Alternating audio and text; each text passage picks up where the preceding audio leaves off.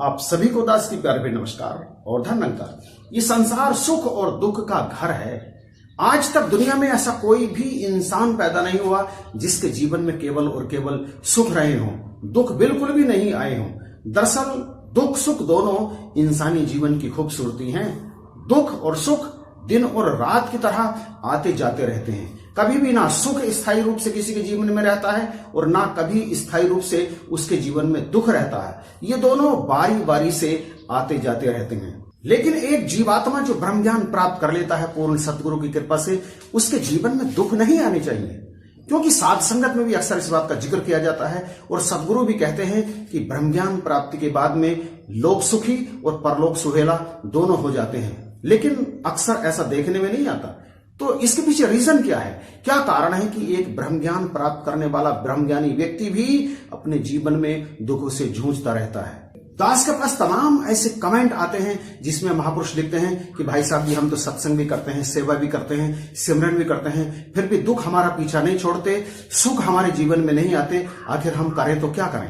तो संतो महापुरुष, यदि आपके परिवार में भी ऐसी ही स्थिति है, सुख नहीं मिल पा रहे हैं तमाम सत्संग सेवा सिमरन करने के बाद भी, तो फिर ये वीडियो आपके लिए है। आप इस वीडियो को पूरा देखिए और विचार करिए उन बातों पर कि इस वीडियो में जो बातें बताई गई हैं कहीं आप उनको नजरअंदाज तो नहीं कर रहे हैं। तो आइए वीडियो शुरू करते हैं। गुरसिक, गुरसिक का अर्थ है गुर अर्थात फार्मूले सीखने वाला। जो गुरु से सुखी होने के फॉर्मूले सीख जाता है वो गुरसिक है। शहंशाह बाबा अवतार सिंह जी महाराज कहते हैं, कबीरा सतगुरु क्या करे जो सीखन में चूक।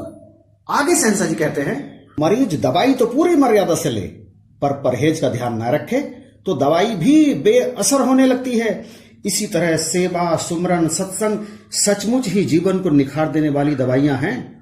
परंतु हम ये सब कुछ करते हुए भी जब अभिमान में चूर हो जाते हैं, निंदा में खचित हो जाते हैं, दूसरों के अवगुणों को छांटने में एड़ी चोटी का जोर लगाने लगते हैं, अपने आप को ऊंचा और दूसरे गुरसिक भाई बहनों को नीची दृष्टि से देखने लगते हैं और सदगुरु के आदेशानुसार जो गुण हमें अपनाने चाहिए उनको अपनाने के बजाय मनमुखों वाला जीवन जीने लगते हैं, तो हम अपने रास्ते से भटक जाते हैं।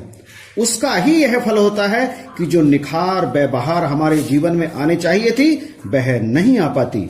इससे आगे फरमाते हुए शहंशाह बाबा अवतार सिंह जी महाराज ने कहा, ज्ञान का दाता सतगुरु होता है।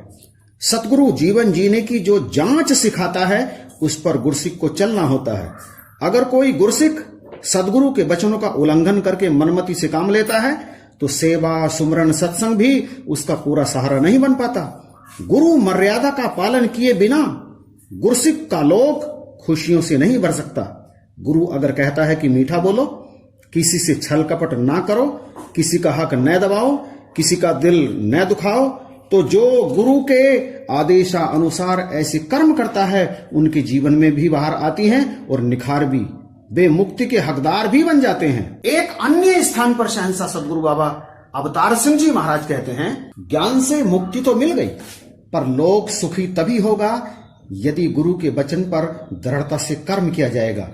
क्योंकि गुरु के वचनों में गुरु की कोई गर्ज या स्वार्थ नहीं होता, केवल परोपकार ही होता है।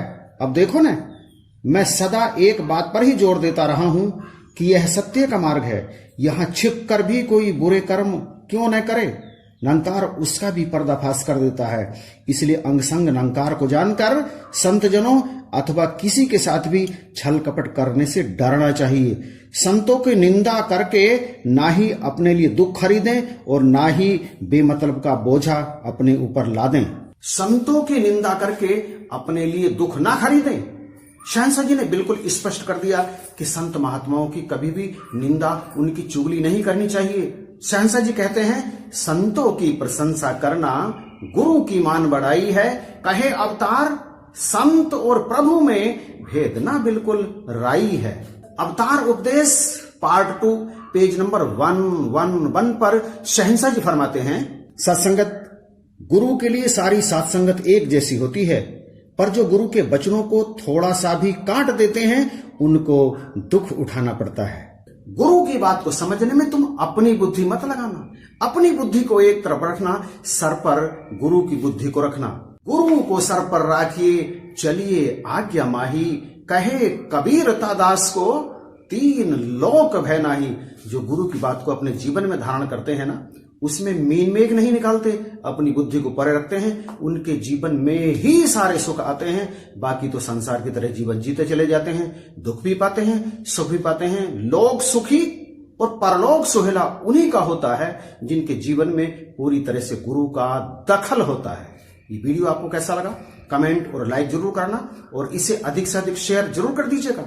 और ये कहना चाहूंगा कि यदि अभी तक आपने इस चैनल को सब्सक्राइब नहीं किया है तो इसी तरह की वीडियो प्राप्त करने के लिए आप इस चैनल को सब्सक्राइब करके बेल आइकन को दबा दीजिए, ताकि आने वाले वीडियो की नोटिफिकेशन सबसे पहले आपको प्राप्त हो। इसी के साथ आप सभी को प्यार भरे नमस्कार और धन्यवाद।